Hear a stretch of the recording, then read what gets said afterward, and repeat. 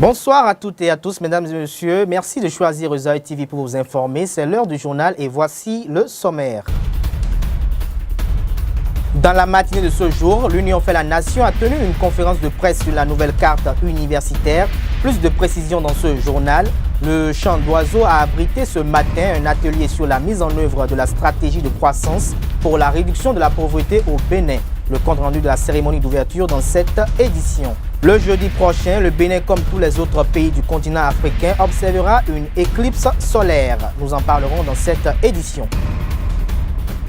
À nouveau, bonsoir. Nous ouvrons cette édition avec une brève. L'Union fait la Nation a tenu une conférence de presse ce matin sur la nouvelle carte universitaire à l'hôtel Azalaï de Cotonou. Sous l'égide du vice-président du parti, le député Antoine Idi Kolaolé, l'UN pense que le gouvernement a manqué de pédagogie dans sa démarche relative à la nouvelle carte universitaire. En revanche, selon le président du groupe parlementaire de l'Union fait la Nation, l'UN accompagne la vision du gouvernement qui est celle d'organiser à la veille de la rentrée scolaire prochaine une journée de réflexion sur la question de la carte universitaire. Outre cela, le conférencier pense que les considérations électoralistes et tribalistes doivent être bannies et il faut rationaliser la carte universitaire en faisant des centres de promotion d'excellence et non des ghettos. Conformément au dispositif de suivi de la stratégie de croissance pour la réduction de la pauvreté SRCTP, au Bénin, le Chant d'Oiseau de Cotonou a abrité ce matin un atelier visant à revoir la mise en œuvre de la SRCP 2015 dans les domaines du genre et de la protection sociale. Adidiat Matisse a présidé la cérémonie d'ouverture de cet atelier en présence du représentant résident du Fonds des Nations Unies pour la population, Kouadogo Ouedrago. Le point de cette journée avec Leandro Kodo et Larios Adjagbenon. La ministre du Travail, de la Fonction publique et des Affaires sociales a procédé ce mardi 30 août 2016 au Chant d'Oiseau au lancement de l'atelier de revue de la mise en œuvre en 2015 de la stratégie de croissance pour la réduction de la pauvreté, entendez SRCP, dans les domaines du genre et de la protection sociale. Pendant toute une journée, les travaux de l'atelier seront axés sur les recommandations issues de la revue de 2014 des résultats obtenus en 2015 en lien avec les objectifs fixés dans la RCRP 2011-2015. Il s'agira de faire ressortir les difficultés rencontrées qui n'ont pas permis d'atteindre les objectifs fixés en vue des propositions concrètes à faire pour la génération SCRP à venir. Je voudrais à l'entame de mon propos vous souhaiter la bienvenue dans cette salle à l'occasion de l'atelier de revue de la mise en œuvre en 2015 de la stratégie de croissance pour la réduction de la pauvreté dans les domaines du genre et de la protection sociale. Cet exercice, qui est un principe de la gestion axée sur les résultats, permet de mesurer les avancées réalisées dans les domaines du genre et de la protection sociale et de prendre de nouveaux engagements pour corriger les écarts constatés. Cet atelier a été marqué par les présences du représentant résident du Fonds des Nations Unies pour la population FNUAP et chef de file des partenaires techniques et financiers dans les domaines du genre et de la protection sociale, des représentants de l'Association nationale des communes du Bénin ANCB et des organisations de la société civile ainsi que des membres du cabinet du ministère de tutelle. La persistance des inégalités de genre, notamment les violences faites aux femmes et aux filles, en dépit des progrès réalisés ces dernières années, pose aux acteurs et actrices que nous sommes de nombreux défis pour lesquels nous devons davantage coordonner nos actions.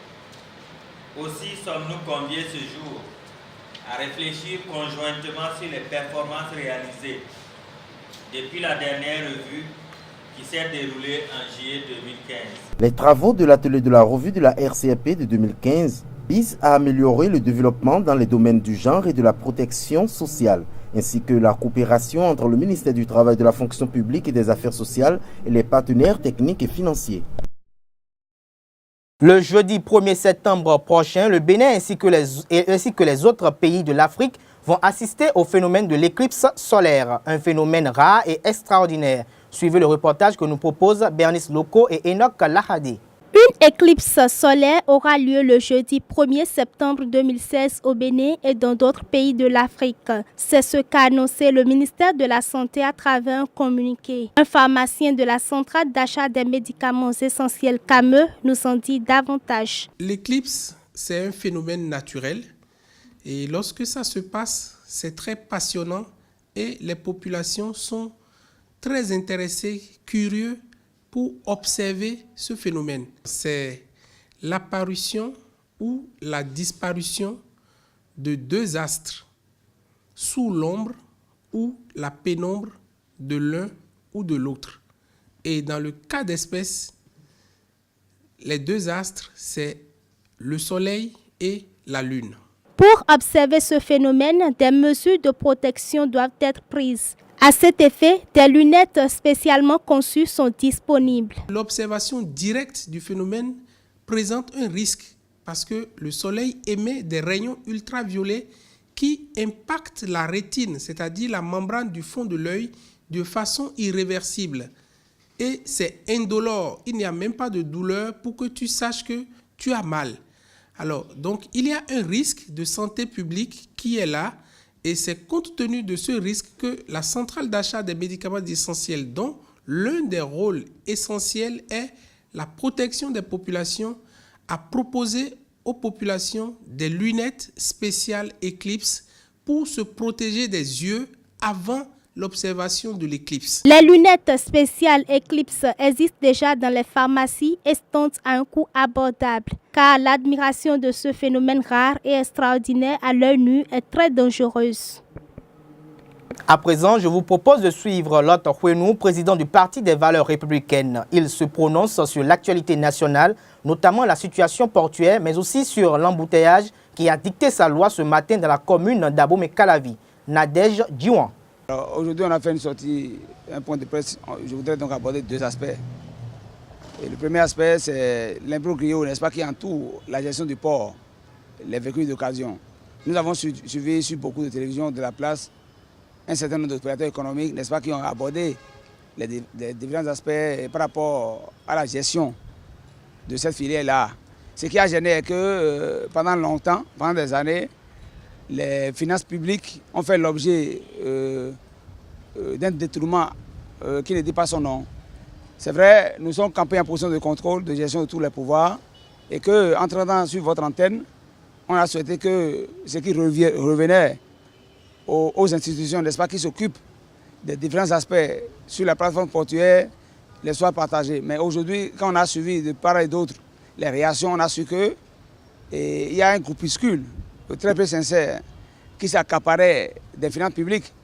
L'opposition ne saurait être, n'est-ce pas, l'apanage, n'est-ce pas, ou bien le refuge d'un certain nombre de citoyens qui dérobent les finances publiques et qui se refugent.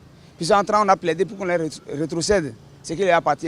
Mais dès lors que vous voyez de près, j'allais dire, il y a un certain nombre de citoyens, n'est-ce pas, qui s'accaparent des avoirs publics sans faire aucun travail. C'est vrai, excepté 50-50 qui, sur beaucoup d'antennes, ils ont montré les images. Mais quand j'ai suivi un certain nombre de citoyens qui ont dénoncé même des ministres, je ne vais pas citer des ministres ici sur votre antenne, mais qui ont perçu des fonds, qui n'ont même pas fait, n'est-ce pas, un travail identifiable par rapport à ces fonds qu'ils ont perçus. J'ai dit, à l'analyse, il y a la société Alimostal, qui est donc incarné par M. Ordoun Alimi, qui donc a même le courage donc de citer des noms sur des antennes données. Je pense que pour avoir la véracité des faits, il faut que le pouvoir de la rupture donc s'approche de ces gens-là pour avoir n'est-ce pas, la quintessence par rapport à ce qu'il faut pour donc réorganiser le secteur, pour que ce qui appartient à l'État rentre dans la caisse de l'État et ce qui appartient donc à des acteurs portuaires rentrent directement dans leur caisse. Parce que dès lors que Arimi parle et il cite des noms, à ce jour, personne n'a contredit. Même un ministre a tenté de reconnaître que des fonds dans l'enveloppe lui ont été adressés, il a refusé. Il y a des choses à vérifier encore. Et donc je profite de ce temps d'antenne pour donc demander au chef de l'État, si tant est qu'il veut s'associer à notre dénonciation, à notre volonté donc, n'est-ce pas, de faire la promotion de la transparence dans la gestion de la chose publique, il faut donc qu'il associe la société Alimosal pour savoir véritablement ce qui se faisait et de savoir donc comment il faut rétablir, et n'est-ce pas, la vérité et donc assainir le secteur donc, des véhicules d'occasion. En deuxième lieu, nous avons lu, j'allais dire, n'est-ce pas, un communiqué sur les réseaux sociaux signé par le directeur général des travaux publics, Jacques Ayadji. Ayadji Jacques est un ami, il aurait dû anticiper. Parce que c'est quand même désobligeant que des citoyens quittent leur maison pour aller donc servir l'État et qu'ils soient bloqués sur le pont de Godomain. C'est vrai, nous devons donc réhabiliter le pont de Godomain. C'est vrai, il nous a rassurés qu'il n'y a aucun... il n'y a pas d'inquiétude à avoir par rapport n'est-ce pas, à l'effectivité de la solidité, n'est-ce pas, de ce pont-là. Mais dès lors qu'il y a blocage et qu'il y a embouteillage, ça peut donc donner un manque à gagner à l'État.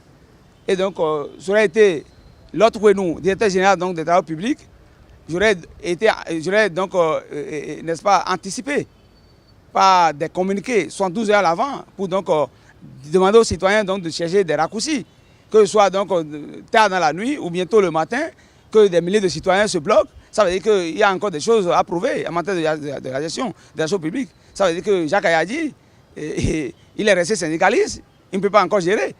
Il n'a qu'à donc se revoir. Il n'a qu'à se revoir parce que là, quand il bloque tout un pont qui desservit le nord, le sud et un peu partout dans le Bénin, ça veut dire que Jacques Ayadji improvise à son poste.